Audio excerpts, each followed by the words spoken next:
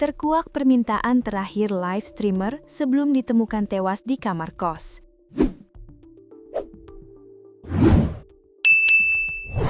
Permintaan terakhir pria berinisial OSR, 28 tahun, kepada keluarganya sebelum ditemukan meninggal dunia di kamar kos menjadi sorotan. Korban diketahui sempat meminjam uang dengan alasan kartu ATM miliknya hilang dan terblokir. Komunikasi tersebut terjadi pada 11 Maret 2026 dan menjadi percakapan terakhir dengan pihak keluarga. Setelah itu, OSR tak lagi memberi kabar, bahkan tidak menghubungi keluarga saat momen Lebaran. Warga di sekitar Jalan Raya Basuki Rahmat, Kelurahan Sindang Kasih, Kecamatan Kabupaten Purwakarta, digegerkan dengan penemuan mayat seorang pria berinisial OSR, 28 tahun, di dalam kamar kos, Minggu 5/4/2026, malam. Penemuan jasad korban sontak menarik perhatian warga sekitar.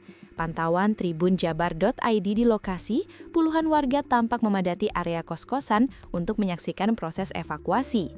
Aparat kepolisian dari unit Inafis Polres Purwakarta segera melakukan olah tempat kejadian perkara atau TKP guna mengungkap penyebab pasti kematian korban. Di kamar korban juga sudah diberi garis polisi. Setelah proses identifikasi awal, jenazah OSR kemudian dievakuasi dan dibawa ke RSUD Bayu Asih Purwakarta untuk dilakukan pemeriksaan lebih lanjut.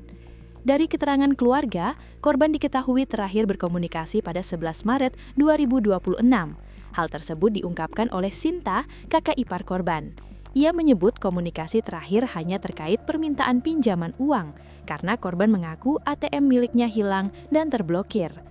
Terakhir komunikasi tanggal 11 Maret, cuma pinjam uang. Setelah itu sudah tidak ada kabar lagi, bahkan saat Lebaran juga tidak ada komunikasi.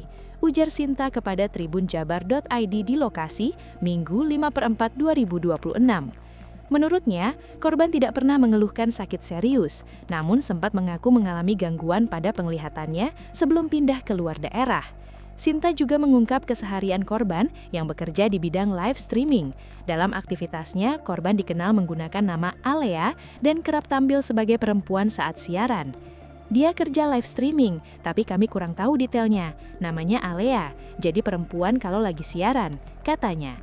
Dari pekerjaan tersebut, Sinta mengatakan korban disebut mampu meraup penghasilan sekitar 4 juta rupiah per bulan. Bahkan sempat berencana merenovasi kamar dari hasil pekerjaannya itu.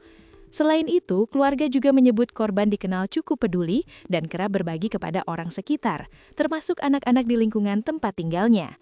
Hingga saat ini, pihak kepolisian masih melakukan penyelidikan untuk memastikan penyebab kematian korban, termasuk menggali keterangan dari saksi-saksi serta menunggu hasil pemeriksaan medis dari rumah sakit.